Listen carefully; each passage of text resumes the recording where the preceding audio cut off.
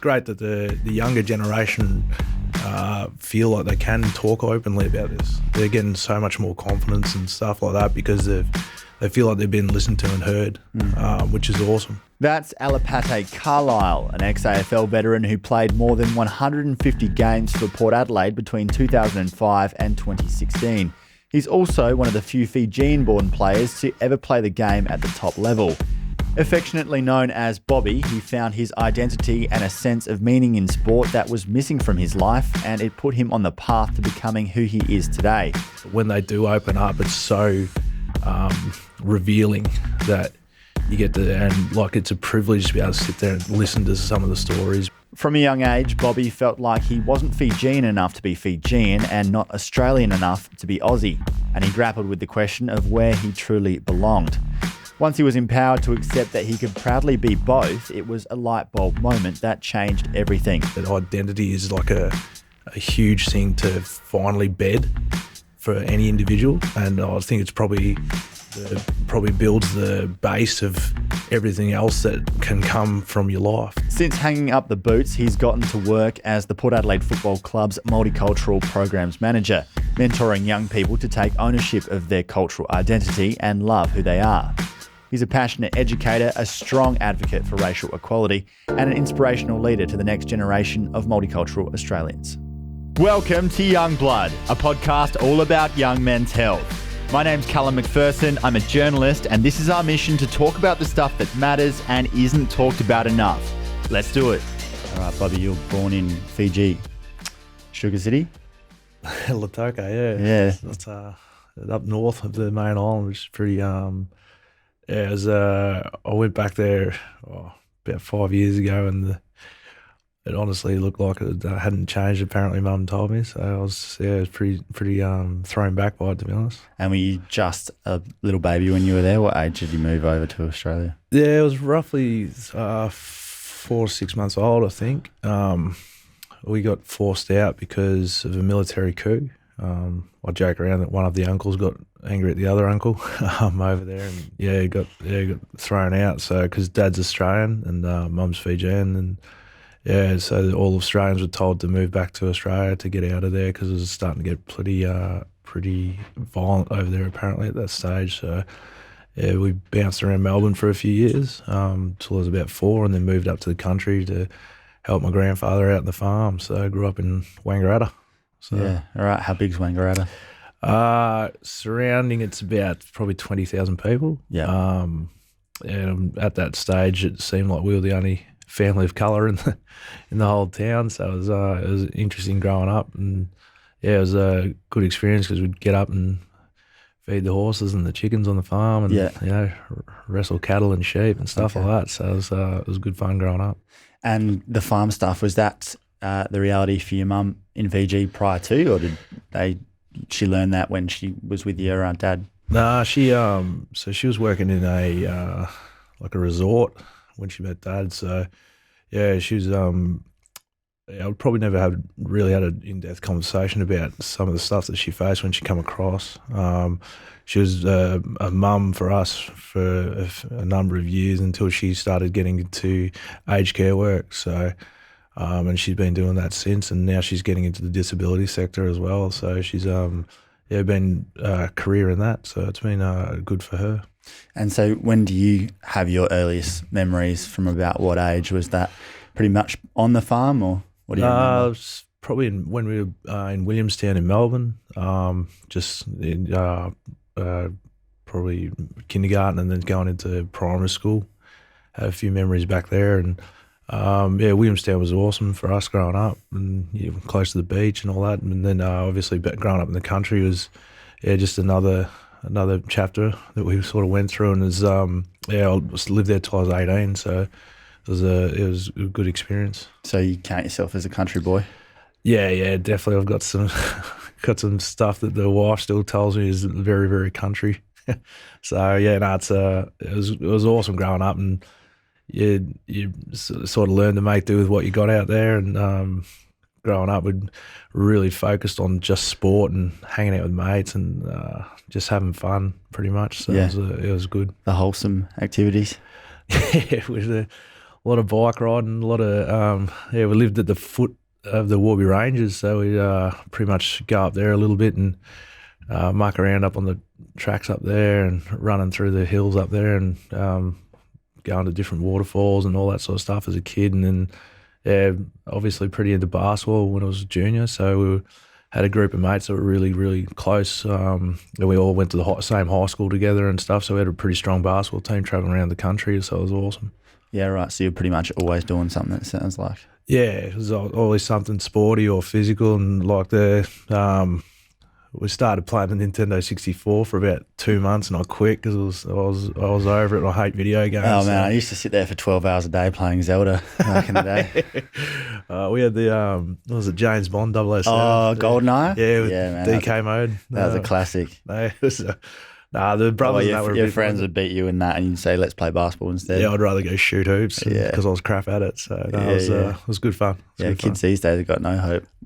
Oh mate, far too entertaining. Oh mate, they got every option on the end of the sun, so they're pretty blessed these days. And apparently, I found out the other day you can make a quid out of it too. So big time, millions, massive. But you can't because you have to be half decent. decent. What's they got a new thing called, is it Stitch or something or? Switch? Yeah, Switch, the Nintendo Switch. Yeah. You're showing your age, man. I don't know what's going on. But, I'm guessing these days. The kids will show you, I'm sure. And so you said you felt like you're pretty much the only family of colour. Did you remember noticing that, or wasn't really a factor for you? I probably noticed it when I was about going into year 7, so changing into high school, just looking around and followed my brother, obviously, who was a couple of years older than me. And he was, we'd always walk around and just look around and think, oh, mum's different to every other mum here. So, but it never really worried us because we're sport in country towns is huge. It's like a second religion out there for everyone, and they sort of focus on it. So I figured the better you are at sport, the less they're going to worry about anything else. So for sure. We put so much time and effort into being sporty. Mum obviously ran around with the 3 of us, but then had the 2 younger ones as well. So it was good growing up because you knew that if you could play sport, that you'd everything else was forgotten about a bit. So yeah, right. It was good. Did you come up against any grief from anyone, or people generally pretty good about it? Probably the only grief I got was from my close mates. It was more a bit of tongue in cheek, and I never really thought about anything like racism wise or anything until I got drafted. And then even then, I was just like, it never occurred to me to think about the impact that it had on the person, their family, their community, people they were connected to, friends wise and stuff like that, because I just never let it sort of rock me, to be honest. And then I started to do some research on some of the impacts that it had on some of the boys, especially closer to me. And that sort of stuff sort of threw me back a fair bit. So when you say you noticed it in the draft, how did it come up, or when did you first start to look at it differently?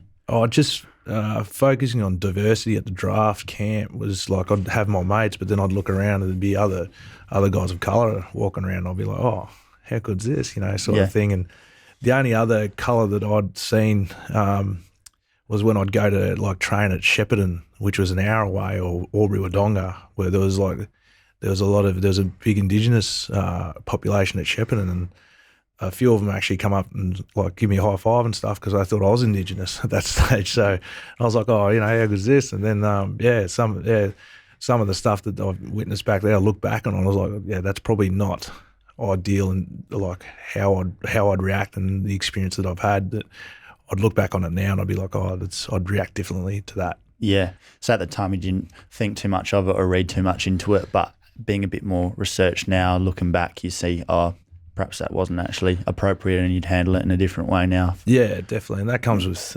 experience. Like sadly, a lot of the Indigenous players and stuff experience racism all the way through, and they see that as racism, whereas I was different because I had a different upbringing. So, but in saying that, it's made me learn and want to learn a lot more about it. And yeah, obviously looking back, I'd probably change a few reactions to some of the stuff that I witnessed. And for your Indigenous mates and talking about what they experience, have you seen that along the way and for them, or have they told you about it? Or Yeah, a few of them have. They've been pretty.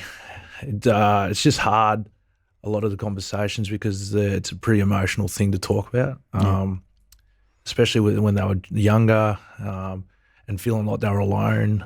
Like, that's the hard part, is witnessing the raw emotion that these sort of conversations bring up for the Indigenous guys, or even the multicultural guys that I talk to and stuff like that. It's just, yeah, it makes it pretty tough. But when they do open up, it's so revealing that you get to, and like, it's a privilege to be able to sit there and listen to some of the stories, because it puts things into perspective in life right now with everything going on in the world, that, you know, there's actually merit behind the push, the movement, and there's so many people willing to actually learn and educate themselves, which is awesome.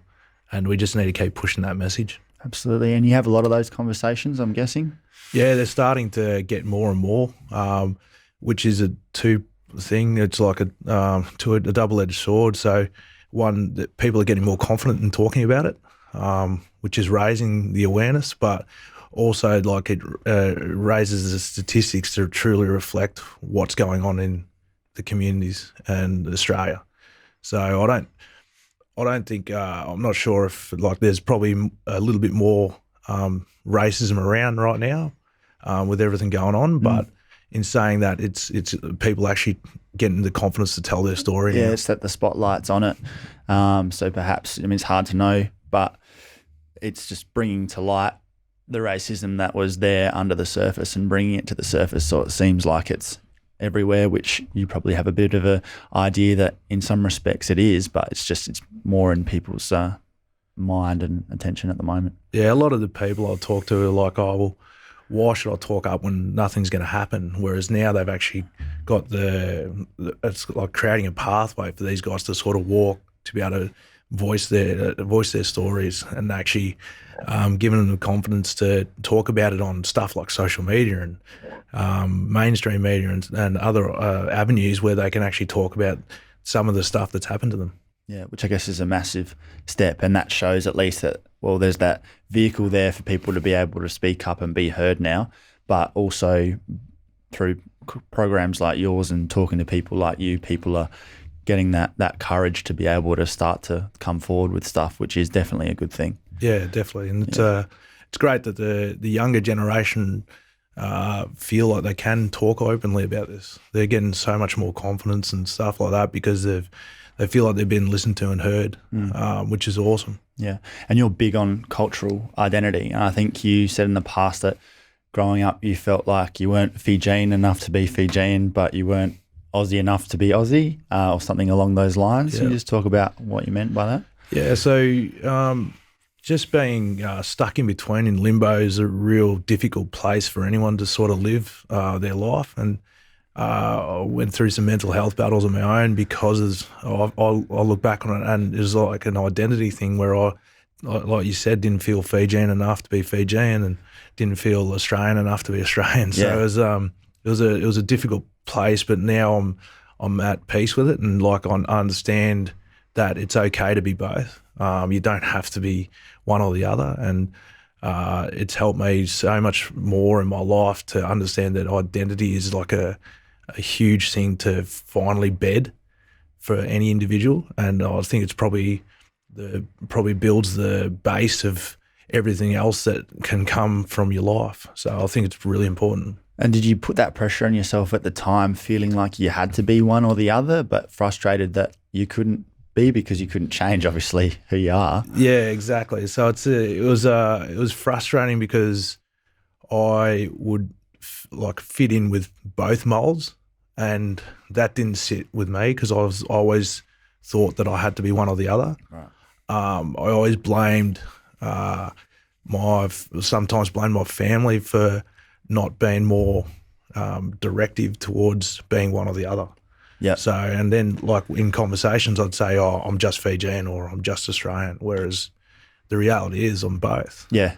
And just to be comfortable with that is like it's it's a funny feeling. But when you do, when it does happen, it's like one of those light bulb moments. Yeah, so you were just trying to define yourself, I suppose, as a young man, and wanted to fit yourself into a category, perhaps so you could understand yourself or just have that sense of belonging.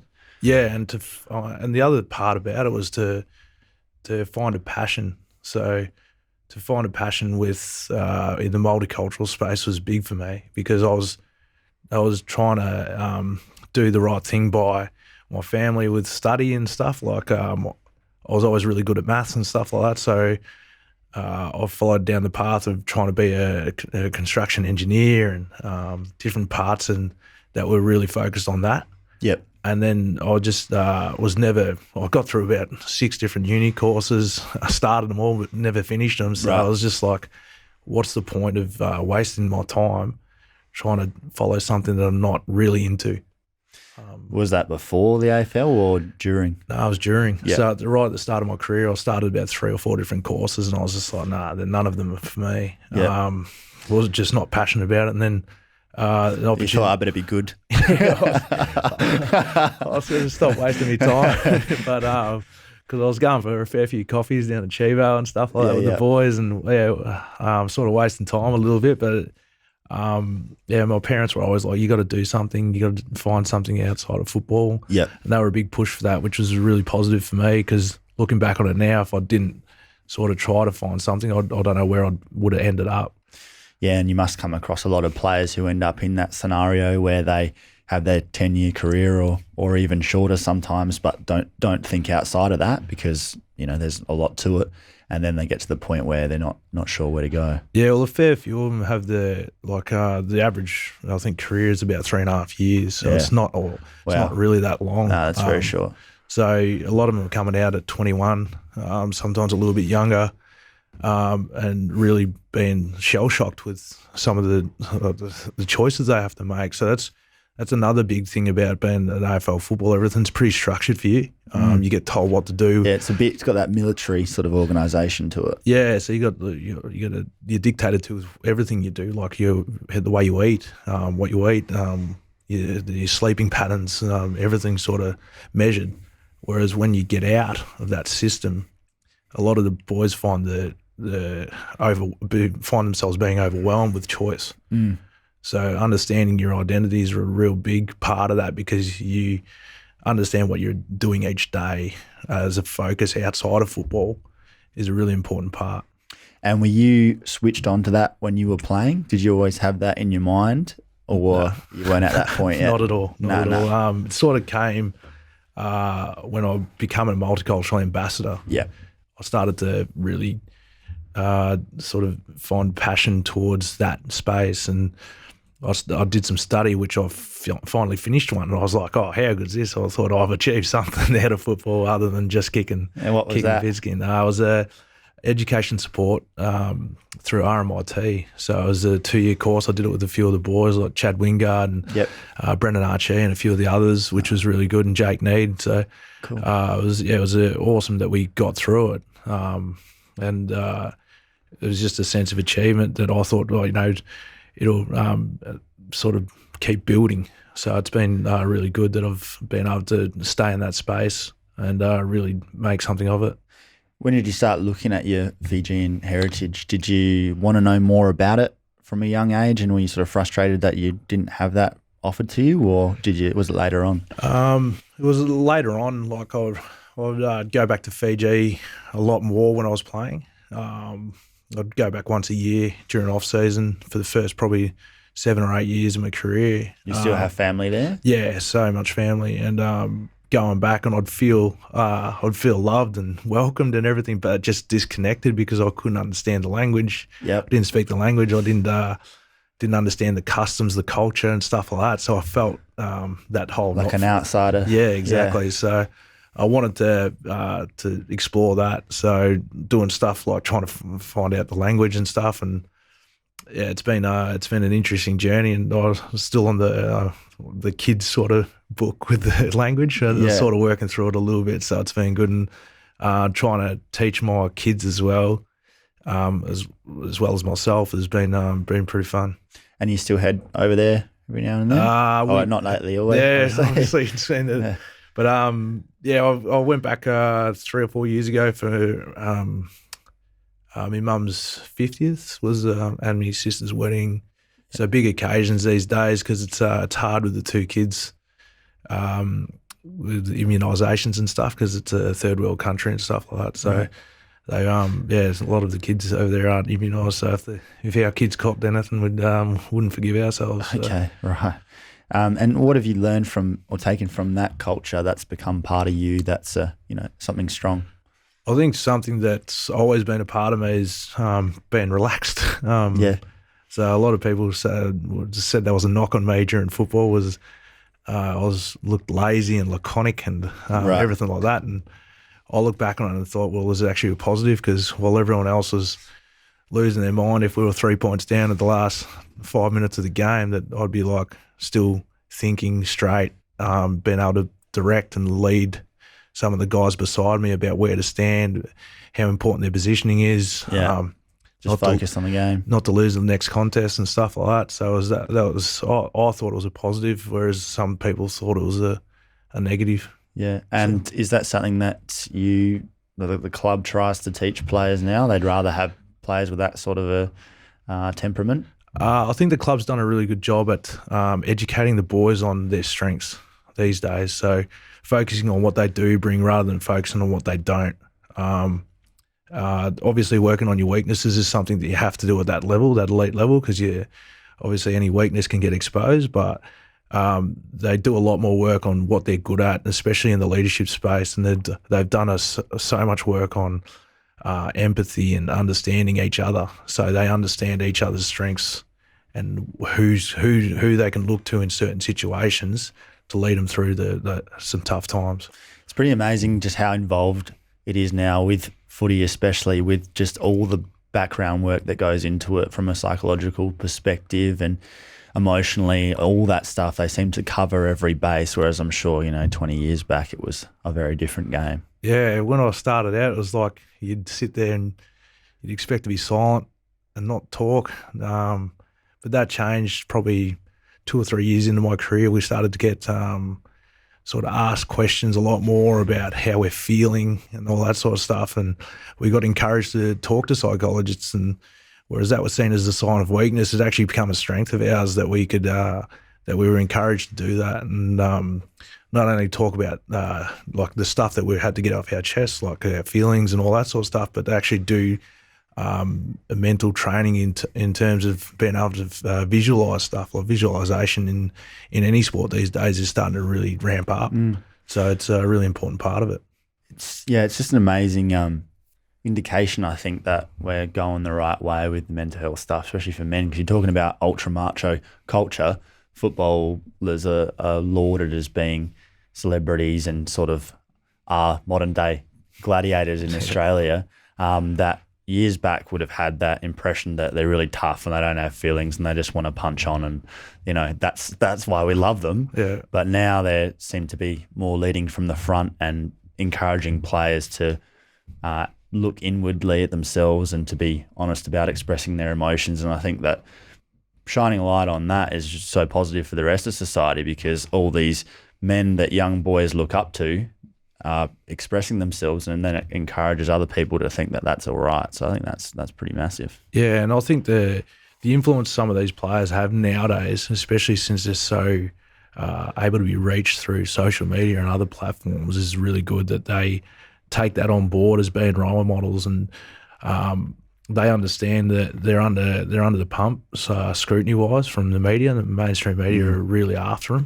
them, and it gives them their own chance to tell the story the way they want. So to be someone, an advocate for mental health as an AFL player is a really big deal, especially if they've been through that experience. So to be able to tell their own stories, like, really powerful, especially for young kids looking up to these guys that either, whether they do or don't want to play elite sport or anything like that, just having them as role models is really positive for the community. Yeah, and we've seen a few times now AFL players who are picked near the top of the draft come in and play for a couple of years and then retiring for mental health reasons, and then coming out and speaking about that. And I think stories like that, it makes a difference. Yeah, it's a different world that we're living in today. From when I first started, yeah, like the mental health space is huge, and there's a heap of pressure on the guys these days, especially like I mentioned earlier from media and stuff like that. But it's important that they sort of take that on board themselves and individually sort of speak out when they are feeling under the pump, or when they do feel like a massive down phase. Like it's really hard to talk about, especially when you're at the bottom. Yeah, and they don't want to be judged and then potentially still think it is a sign of weakness and then get dropped and then have things get worse. So they're still going to be defensive about that sort of thing. Yeah, a lot of the coaches are a lot more aware now about how the mental health stuff can affect their on-field performance, especially, which is, let's be honest, it's pretty much all that some of these people are actually caring about is if they're getting a kick on the weekend, which is another conversation to be had, is that these guys are more than just footballers per se. They're actually people that they play football for 2 hours on the weekend. So the rest of the week's filled with something, and that's part of being a person and outside of being an athlete. And did you feel growing up that you got an identity out of playing footy pretty much straight away, or did that get stronger as you realised that you were actually pretty good at it and people used to give you some praise for it? Yeah, it was the identity piece, I was wrapped a lot around football, and the other sports I played obviously as well. But yeah, football was the one opportunity on the weekend to get at the start to get your name in the paper, and during the week everyone would be like, "Oh, you played so well," and you're sort of living off that high for a fair bit of it, and then you finally get up to the grades where you're getting really challenged weekly against superstars, and then you find yourself drafted and playing against Jonathan Brown and Brendan Favola and guys like that on the weekends, and suddenly you're thrown in the limelight and the spotlight to be someone that's got to be relied on, and that creates a fair bit of pressure for some people, which is I experienced it, and I went through it and went through some really down times, especially around 22, 23. I had about 3 or 4 occasions where I wanted to quit, but then you sort of just buckle up and get back on it and try and get back to the things that make you happy, which was a big sort of learning ticket for me, was to find some happiness while I was playing football. And then that came about with the identity piece as well, finding an identity outside of football. And so what led you to some of those moments where you wanted to quit? What sort of thoughts did you have in your head? Or I was after some negative feedback and some comments and stuff that sort of brought up some bad memories for me as a kid. So constantly getting barraged about being overweight, especially in the AFL game. It's not something you want to go through. But then, that sort of brought up stuff from me as a kid, and I just had these thoughts that I was just like, no, well, why am I doing this? I'm not even enjoying it anymore, and stuff like that. So to find some sort of happiness out of football again was a really big step for me. And what was that for you? Just being able to focus on the reason why I started. And it wasn't for the reasons that I thought I started football. It was actually to hang out with my mates and play with my mates on the weekend and enjoy the competition of trying to beat someone physically and then help the team to win a game. The reasons that I found were the reasons that sort of drove me, which was good. And were you then able to switch your mindset back to that and try to see it as a fun game that you started off playing for the enjoyment of it? Yeah, it started off with getting called up to be a mentor for one of the younger kids, the younger defenders coming through, and that sort of sparked my interest in being a teacher and like trying to teach kids about the importance of firstly it just focused on football, but then it started to have conversations about life, about the different journey that I'd been on compared to them, about experience and everything like that sort of added up to both of us getting to that point. So, just having those conversations was really like uplifting and made me feel like I had a purpose outside of just football. Yeah. And then it sort of spread from there. Yeah, so sharing that story with others and realising that you had an opportunity to be a leader and have an impact in that way sort of made it bigger than yourself. Mm. And that was how you were able to keep playing. And how I could focus on being part of a team rather than all my own faults or challenges that I was going through. It shifted my focus to being something that was not about me anymore. It was about the team and about either the back six or the actual team itself. So it was really important, and those connections that you form with your teammates, with your coaches, with everyone else, like your fans and stuff like that inside a football club, is really important, that you sort of start to realise that you can have a small impact on everything else. Yeah, and then there's that ripple effect after that. Did you have much help to pull yourself out of that, or you just sort of had to learn or find a way to do it? No, I started seeing the sports psych, Matt McGregor, who was based here in Adelaide, but then he's moved to Melbourne. But he was a really big resource and a great resource for me.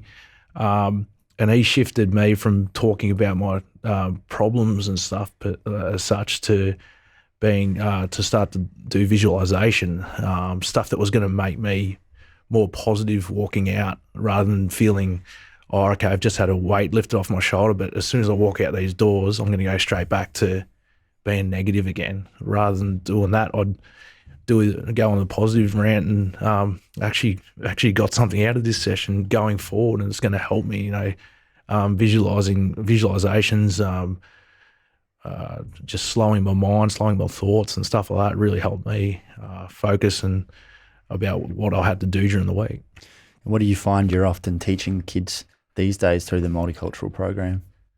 The huge focus, there's probably two focuses, and one's on their identity, which I still think is massive for these young kids coming forward, but also trying to plant the seed for them to do their own research and educate themselves on Aboriginal and Torres Strait Islander history, because there's connections left, right and centre for these kids, for a lot of the multicultural kids in particular, but also mainstream kids and the kids that have been here for second and third generation, that there's connections with Aboriginal people, because the one constant across Australia is Aboriginal people. There's pockets of different nationalities, different cultural beliefs, different religious beliefs across Australia, but the one constant we face is Aboriginal and Torres Strait Islander history and culture. So it's something that we need to acknowledge and seeing a different light across Australia. And where's that disconnect coming from? Are a lot of kids coming into the program and just choosing not to engage with their culture necessarily, or they haven't had the opportunity to? Or? Well, a lot of them are finding that they're facing some of the similar stuff that I face, with not feeling like they're part of their culture, but also trying to be Australian. Yeah. And trying to sort of feel that sense of belonging, which is a conversation and something that needs to be had, but that's got to include their parents, which will help, obviously, the dynamic between them and their household at home, but also how they view themselves in school, in sporting landscape, in work, stuff like that. So understanding that they can have an impact on their own lives. And that it's okay, and it's in fact great to be a bit of both. Yeah, definitely. And just being comfortable in your own skin, in other words, and learning to actually love yourself is pretty big for these kids. And I know it was a massive lesson for me. It's been a huge lesson for a lot of other players in the AFL and other sporting codes, because it's just understanding that you control your own mindset and your thoughts, which can obviously have a pretty impactful way of how you feel and then the reactions you have. Yeah, exactly. So understanding that process is huge too. And how do you get them to that point where they are loving themselves and they are seeing things differently? What sort of things do you do? Because obviously it's a pretty touchy, emotional subject that's hard for people to engage with sometimes. So how do you make that happen? Yeah, so we got these through the program. We've got 5 assessments, which the first one's just about them getting comfortable talking about themselves. So getting them up in front of the group and explaining who they are, where they're from, what they know, what they don't know. Because a lot of the kids are ashamed of not knowing stuff about that they're expected to know about their culture. So understanding that's okay, that's fine.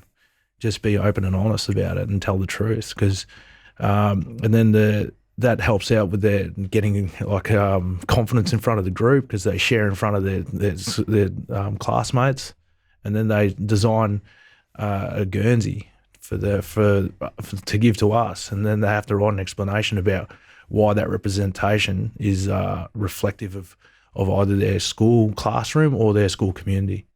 So that's a really important part because it gets them out and about, it gets them talking to each other, gets them a lot of them focus around their flags because that's what they visualize their identity is with the flag of their country. So and they've had different numbers on the back. Like, we were talking before about I think 80 odd different nationalities within the one school, which is huge. Yeah, and that's a pretty diverse community. So, and then we start to branch off into little bits about finding out about their strengths. So we encourage them through Harmony Day to design design different activities for the school to be a part of, and how that culture, how that's represented, they get to choose. And they've had kids doing murals on the walls. We've had different students doing cooking for the whole school, which is awesome. Different dance, different sports.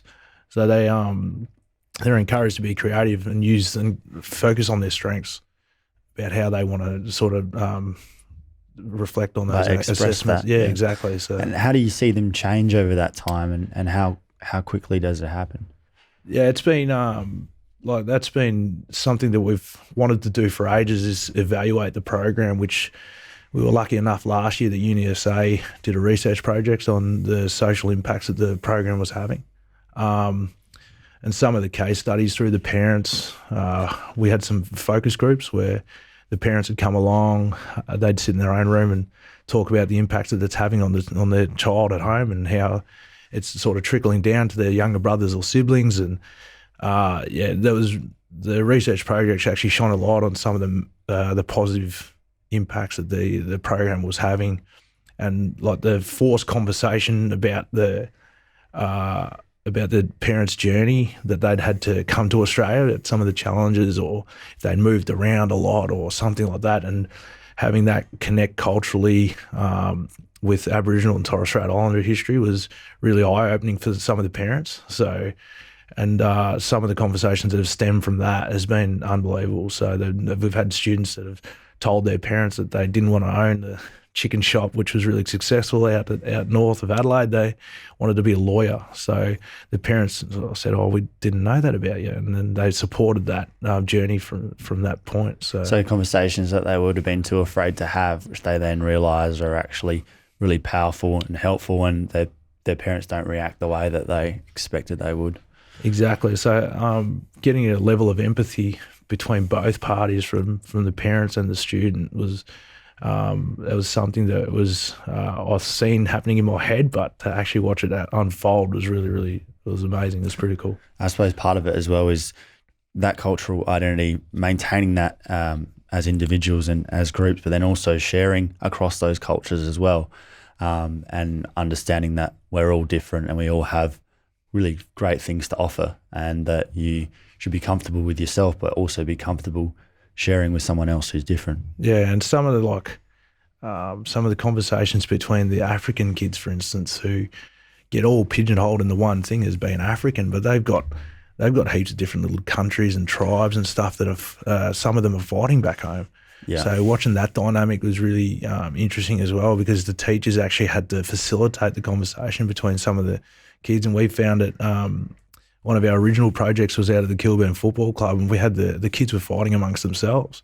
And we were like, well, how do you expect everyone else not to see this and think, oh, this is normal, we can do it too.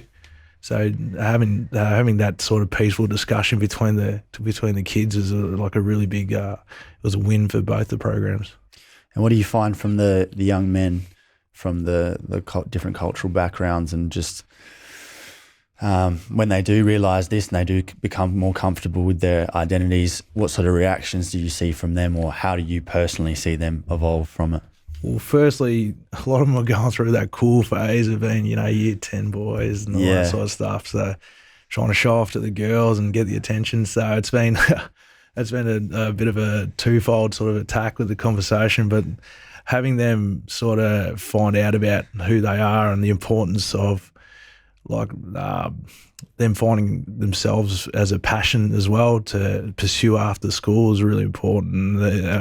I see a lot of light bulb moments. There's small light bulb moments for some of them, but that's not the focus. It's for them to go through these conversations and start to talk about stuff like at this point, which is pretty big. And I suppose you can plant the seed, but and show them like the path to walk down, but then they have to take that step and do it for themselves, because you gotta find that out on your own. You can't be forced into doing it. Yeah, that's the focus of the program, is to plant the seed. And it's not to fully to know everything by the end of a semester long program. It's to actually find that passion to educate yourself on stuff like your own identity, how that affects you emotionally, your physical reactions to certain situations, but also to give a level of self-education around Aboriginal and Torres Strait Islander history, and empathy for and understanding for some of the challenges that they're facing right now.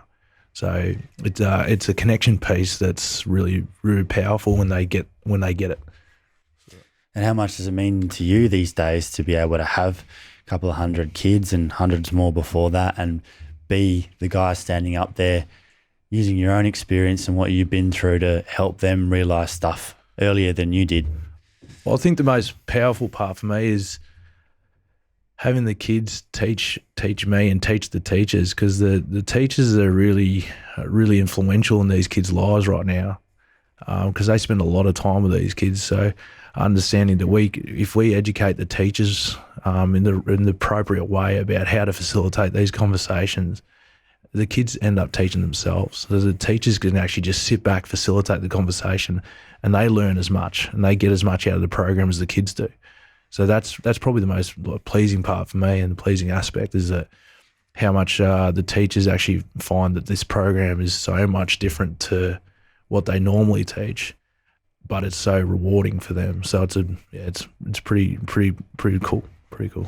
It's very cool that you've been able to find something that you're so passionate about after football, and that, you know, you're arguably having a bigger impact now than you were when you were playing, when it's normally seen that that's the peak of someone's career is when they're on the football field, but you've been able to take it further than that and do something entirely different. It's probably like the identity piece comes back to that again, like finding something outside that you're as passionate about is it's a big thing for, especially for elite athletes, like transitioning. Like if you can find something that gives you, because during football, your emotions are up and down, like weekly. So it's hard to sort of flatten out how you're feeling mentally each week. But I find now I feel more stable in my mental approach to everything, and I'm a lot more. It's easier to be happy now, which is awesome. Well, I suppose you spend a lot of your time helping other people to generally be happy, and then that has to wash off on you. So, yeah, exactly. And spending time with kids is pretty fun anyway. You're still kicking the footy around, I guess, a little bit too. Trying to kick the footy around. Tore me bloody calf the other day. And you touched on it before, but when you see the state of our world at the moment with everything that's happening in America with the protests, and then we had our own protests here the other day, what's your take on seeing all of that, and what do you hope comes out of it, or what impact are you seeing it have on some of the people that you work with? Yeah, it's like it's really sad, the state that the United States is in right now, but that's also gone to London and other parts of the world where it's given an opportunity for black communities to come out and talk about some of the oppression, the injustices that they've faced in their history. We talk about, and then to see some of the people come out and say that Australia's different and all that sort of stuff, but then to watch the amount of people come out on the weekend, on the Saturday in particular, was really like it was probably a wake up call that we as a nation need to face up to, and it's a really great time to have this conversation. And I talk regularly with Paulie Vandenberg, who's one of my good friends, about this, that he just wants to have a conversation with people about and try to educate them about how their words and their actions and their beliefs, how it affects Aboriginal communities and Aboriginal people. So the incarceration rates of Aboriginal people is really, really high. And that is another identity piece that they will go through as peoples. But how we support them is a really big and important piece for us as a nation to get right. So we have to shut up, we have to listen, we have to learn, and we have to continually educate ourselves, which is why that I'm a huge believer in instead of teaching like about the monarchy, which it's outdated now. It's outdated now, and talk about our own history, because we're pretty much our own nation right now, and we need to own up to some of the bad stuff that's happened in our past and the dark times we've been through, especially for our minority groups. So, and in your view, what changes after this on a global scale? This has been put into the spotlight, and then here at home. But we've seen protests before. There's protests for the environment. There's protests for all sorts of stuff all the time. How does it go further than just anger and also connection in lots of ways as well, and just talking about it? How do we get to the next level? I think we're really at a really important junction for us going forward, because it gives everyone the ability, and since it gives everyone the ability to educate themselves. But firstly and foremost, we need Aboriginal and Torres Strait Islander leadership to come to the front and say exactly how we can go forward and how we can support these communities in going forward. So a lot of people have different opinions about how we should do it, but the one constant that keeps getting brought up is education. So educating our youth about the history, educating the middle-aged people about some of the stuff that they do right now that hurts people that they may not necessarily even be aware of. Yeah, so it's a huge thing. Is something that I reflect on is bias. So your unconscious bias and your conscious bias towards people, and we see it in different ways every day. But to understand that this leads to stereotyping, both racially negative and positive as well, stereotypes. But for instance, the influx of the increased of racism towards Chinese Australians because of the coronavirus is something that, it's a stereotype that's a negative. But how do we challenge that? How do we stop that? Because that's a form of racism again. So yeah, and I guess we got to stop laughing at it, stop making jokes about it, have people who are seen as leaders to say, that's not funny. And in your own friendship group, if those sorts of jokes are made, don't encourage it. Little things like that. That's one way to start it, because I think those stereotypes often lead into people making fun of certain groups through humour. Yeah, and individually, like having that set identity again is like really important, because you understand where you come from, and if you're coming from a place of positivity, you can still have that conversation in a positive way to say, hold on, that's not good enough. That's a shocking joke, or we're Australians are like generally banter a lot. We're pretty sarcastic. Yeah, we're pretty lenient, but and really some things cross the line and actually mean a lot more. Yeah, it should be left unsaid. Especially with the changing face of Australia right now, with 48% multicultural, for instance, and 3% are Aboriginal. So majority is with the multicultural and Aboriginal people, of how the Australia's viewed. So understand that some of the jokes that used to be okay way back when are probably not okay now. Definitely not okay now. So just having those conversations and educating people on some of the impacts is pretty big for us. And I guess just being humble, being open to educating yourself, and being open to perhaps changing your perspective and admitting that you actually don't know as much about it as you should. And yes, it does affect you. Just because you aren't a person of colour yourself doesn't mean that you don't need to know about it, because we all have to be part of it. Yeah, and if you do happen to find yourself in a situation where you are having these conversations, have it with an open mind. Don't shut out because of some of the experiences that you've had in your past, because that's what challenging this stuff does. It brings up, well, hold on, people get defensive when they start to have these conversations, but that's not the point. The point is to actually have these conversations with an open mind and try to have some empathy for the other side, to sort of that walk in the other person's shoes sort of stuff when you grow up as a kid that your parents sort of drummed into you is really important, and something that you should probably embrace and just get comfortable feeling that way, because these conversations are going to keep going. Absolutely, well said.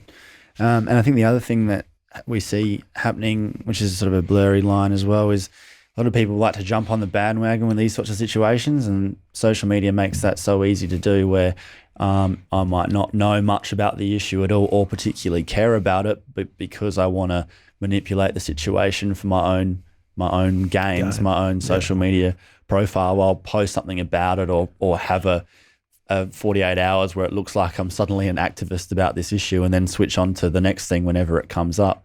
So there is that bandwagon jumping. Are you concerned that when the news moves on from this sort of issue that nothing will have changed, or do you reckon it's gone far enough that it has to change now? Well, it was funny because I seen like a slide the other day on someone's social media that said, support us when we're not trending. Yeah, exactly. So I think that the conversation has to keep going. And the more often we have it, the more comfortable we'll get having this conversation. So then the focus never really shifts. It'll just be a constant. Yeah. And then we'll just keep bringing up instances where people have crossed the line, because we're never going to get 100% right. But if we keep encouraging people to talk up when they are feeling racial abuse or racial prejudice or something like that, then that makes it mainstream. So then the conversation can be added to your everyday conversations about like how the weather is. Like, it becomes something meaningful. Yeah. And the more and more we have these conversations, the better, the more opportunities we can have to educate different individuals about how it makes people feel. And so that's a really important step for us. Yeah, and we actually all have to be part of the conversation together, rather than just people in various groups talking about it without actually coming together for it as well. And another good one I saw the other day was, it's not black versus white, it's everyone versus racism. No, because then that's the problem itself, isn't it, if you view it that way? Yeah, so that's the thing. It's not attacking white people or attacking black people. It's calling out racism for what it is. And it's the Chinese getting racially vilified. It's the Africans, like we saw with the gangs in Melbourne, like the stereotyping over there was just ludicrous. Yeah. It was over the top, and that's racism. So calling that stuff out regularly, as much as we can, to make sure that it doesn't get unheard, and these stories can continue to get told. Yeah, and so you have a very important job then, and one that I'm sure you're very happy you're in the position you are to have that kind of an influence, especially at a time like this, because there's no way that seeing this stuff happen can't bring up questions and emotions and feelings for the young people that you work with. Yeah, definitely. And hearing some of the stories, I see like so much connection with what black people are going through, with other cultures and communities have been through or are going through right now. So it's important to continue to have these conversations and continue to educate. If you're a fan of the work we're doing or have a suggestion for the show, please rate us on Apple Podcasts and leave a comment. You can follow Youngblood Men's Health Matters on Facebook and Instagram, and visit our website, youngbloodmenshealthmatters.com, to stay up to date. We're also on YouTube now, so please subscribe to the Youngblood podcast channel. And most importantly, if this conversation resonated with you, share it with someone you love and start a conversation of your own. This is Youngblood. Thanks for being part of the mission. Catch you next time.